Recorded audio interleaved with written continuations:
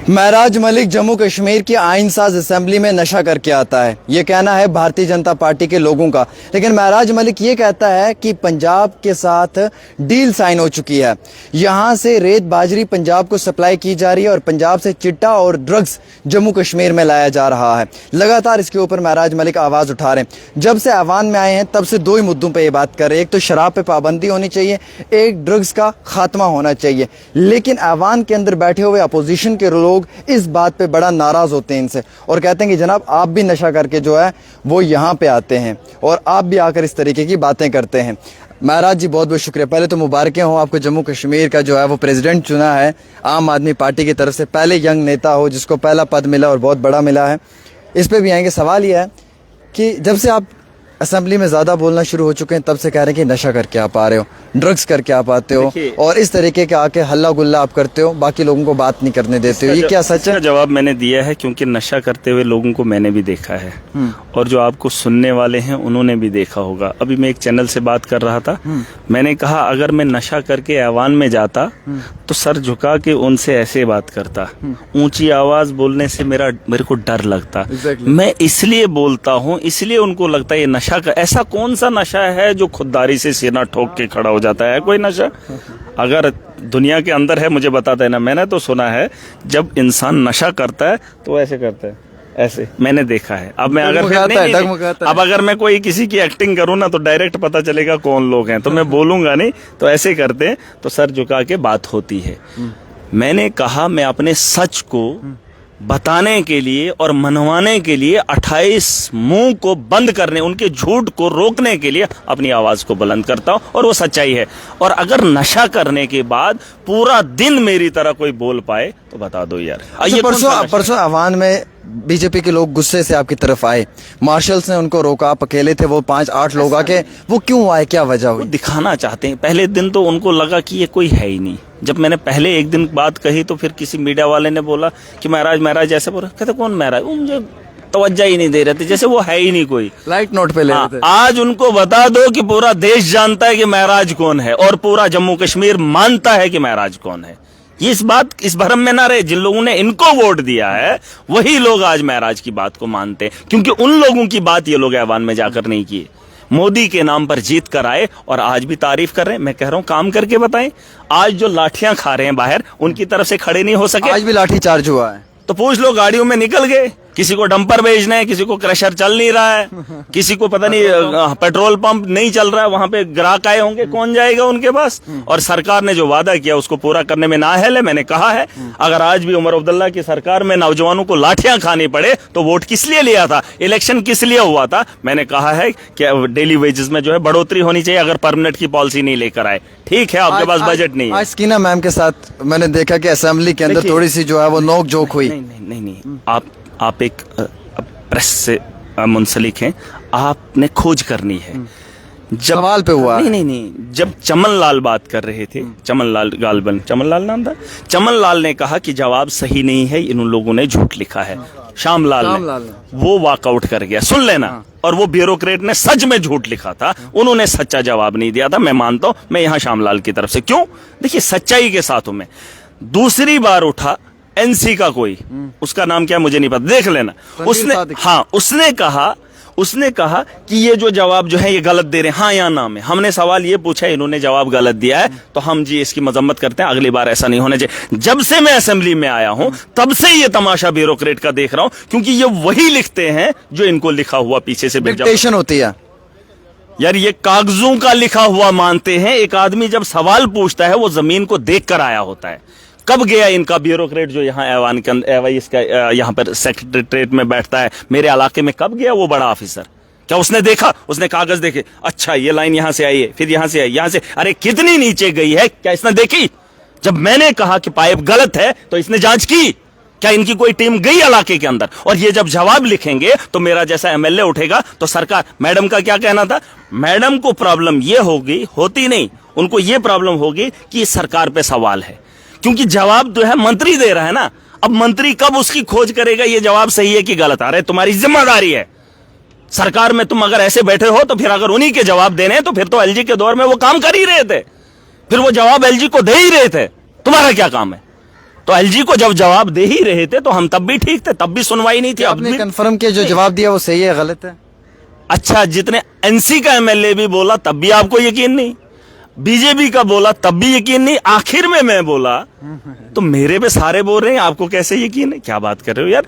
जितने भी हाउस के अंदर एमएलए जाकर पूछ लो, अभी भी कहेंगे ये सारा झूठ है। आप देखो जल जीवन के अंदर सबने कहा, बीजेपी ने कहा स्कैम है, बोला। अब जाओ इनके ब्यूरोक्रेट से पूछो जिन्होंने करवाया। आज बीजेपी वाले बोल रहे हैं कि आप जवाब सुन लीजिए, जवाब कौन देता है यार? लिखत में कौन देता है? वही ब्यूरोक्रेट जो उस स्कीम को चलाता है। वो क्यों लिखेगा कि इस स्कीम में घोटाला है? उसने फंसना नहीं है क्योंकि उसने पैसा निकाला है, वो फंसेगा। अरे कार्रवाई उसी को बोल रहे हो करने के लिए खुद के ऊपर, वो क्यों करेगा? तभी बोल रहे हूं कि हाउस की कमेटी बनाई जाए जो इन चीजों की निगरानी करे, इसमें इनको प्रॉब्लम हो रही है। महराज बोलेगा, आज मैडम को हमने इसलिए छोड़ा क्योंकि वो सोचे समझे हमने क्या बोला, हम उनकी इज्जत करते हैं। हमारे पास हमारे बोलते हैं कि जल सुनिए सुनिए सुनिए, अगर महिलाओं पे हमला बोल देंगे या बात करेंगे, बोलेंगे ये जी ऐसे हैं। अब मिनिस्टर है तो हम मिनिस्टर से तो सवाल करेंगे, हम उनकी पोस्ट से करेंगे, लेकिन तो वो भी है, जवाब तो उनको भी देना। एग्जैक्टली, वो अब पक्ष नहीं रखेंगे मुलाजिम को। मुलाजिम यहाँ पर जितने भी इतने साल से रहे तो एलजी के कहने पर लूट हुई है, और लूट एलजी ने नहीं की है, एलजी ने करवाई है और इन लोगों ने की है। अच्छा, हमारे खजाने को लूटने में इनका रोल है। इन्होंने ट्रांसपेरेंसी से लूटा है। अच्छा, लीगल तरीके से जम्मू कश्मीर को लूटा है। आपको क्या लगता है? करप्शन भाजपा ने लीगल तरीके से किया। आप जेम पे जब खरीदारी करते हैं, जूता 1000 का है, इसी जूते को 5000 में खरीदा है।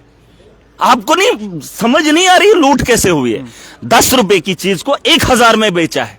आप क्या बताओ, ये जो रिंग रोड बना, किसी जम्मू कश्मीर के किसी फिलासफर ने, किसी साइकोलॉजिस्ट ने सोचा कि इस रिंग रोड पे कितना खर्चा होना चाहिए? किसी ने इसका निकाला डाटा कितने का होना चाहिए?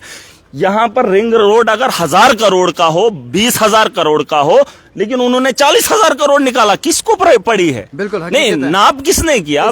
इसी सवाल पे मैं आऊंगा। जल जीवन में जैसे आज बीजेपी के लोग बोल रहे हैं कि घोटाला हो रहा है, ये बहुत पहले से स्कैम हो रहा है, लेकिन कभी बीजेपी वालों ने खुद बात नहीं की है। रीजन क्या हो सकता है? अब मैं तो यही बीजेपी वालों को बोल रहा, तकलीफ हो रही भाई। मैं तो यही कह रहा था 4 महीने पहले मुंह क्यों नहीं खोलते थे, आज क्यों खोल रहे हो? तुम तो वही बीजेपी वाले हो जिनका एलजी किनका था? एलजी तो बीजेपी का है। बीजेपी का सारा तामझाम था। बीजेपी अब बोल रहा है गंदा पानी आता है, 90% जी गंदा पानी शहर में आता है। पूछ बीजेपी क्यों बोलेंगे? उनको हक है बोलने का।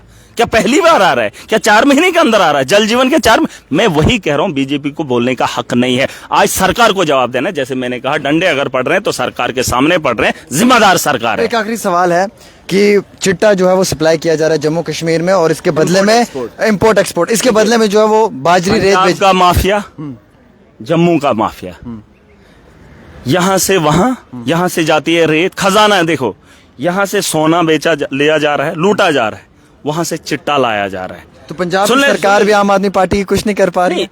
माफिया है ना, माफिया का। अब क्या सरकार छोड़ो, जो मैं कह रहा हूं वो सुनो।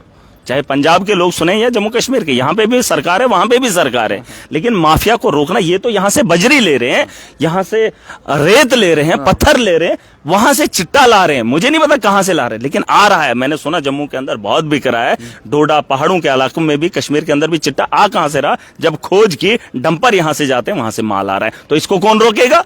इन्होंने कहा लखनपुर खोल दो। अरे खोलने का ये सिला मिला, माल उधर, तो वहां से शराब ये वो फलान ढीन के नशे में धुत करेंगे। इनको बता दो जम्मू कश्मीर की हिफाजत करना हमारी जिम्मेदारी। ये वो लोग हैं, 2 भाई हैं, एक शराब पीता है, शराब में उसने सारा अपना माल, वो बाप की कमाई खत्म कर दी, उसने अपने हिस्से की शराब पी ली। अब वो चाहता है मैं जमीन बेचूं, लेकिन जो उसका भाई है वो अपने बाप की वरासत बिकने नहीं देगा। उसको शराबी को घर से निकाल देगा, लेकिन अपनी वरासत को उसको भाई को बेचने नहीं देगा शराब के लिए। इनको बता दो, ये जो लोग हैं जो बेचना चाहते हैं, बिहारी आएगा तो लूट के लेगा। तुमने 370 तोड़ा, अलग बात है, लेकिन जमीनों पे अधिकार सिर्फ हमारा है। महाराजा का सपना था, तभी मैंने कहा मैं डोगरा हूँ।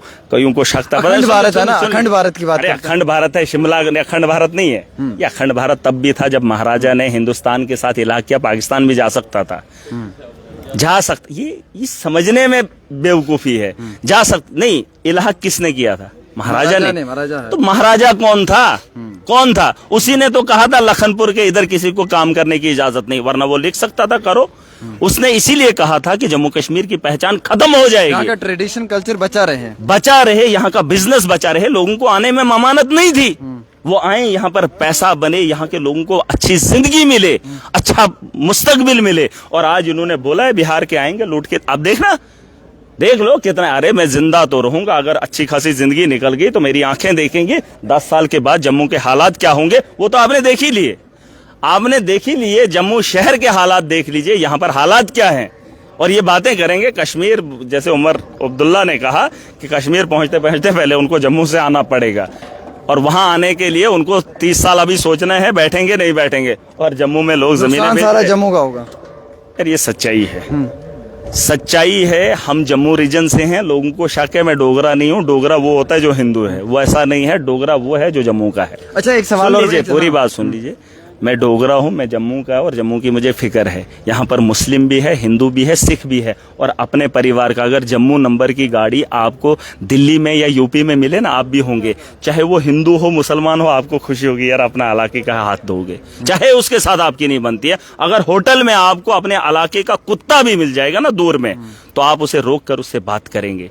हमदर्दी होनी चाहिए अपने मुल्क से। ये तो अपने मुल्क के एक हिस्से से, अपने घर से भी तो मोहब्बत होनी चाहिए, अपनी जमीन से भी, अपने गांव से भी होनी चाहिए। हमारा एक गांव है, गांव के अंदर हमारे घर हैं, और उन घरों में हमारा एक घर है जिसकी विरासत में हम हैं। आपने कभी असेंबली में ये बात पूछी भारतीय जनता पार्टी के लोगों से कि आप कहते थे जम्मू के साथ डिस्क्रिमिनेशन होता है, भेदभाव होता है, लेकिन पिछले 7-8 सालों में यहाँ पे एलजी की सरकार रही है, तो क्या वो डिस्क्रिमिनेशन खत्म हुआ है? क्योंकि ये कहते थे पुरानी सरकारों में डिस्क्रिमिनेशन मैंने होता एक बात बोली, सुनीता विलियम्स गुजरात की बेटी है, इस देश की बेटी है।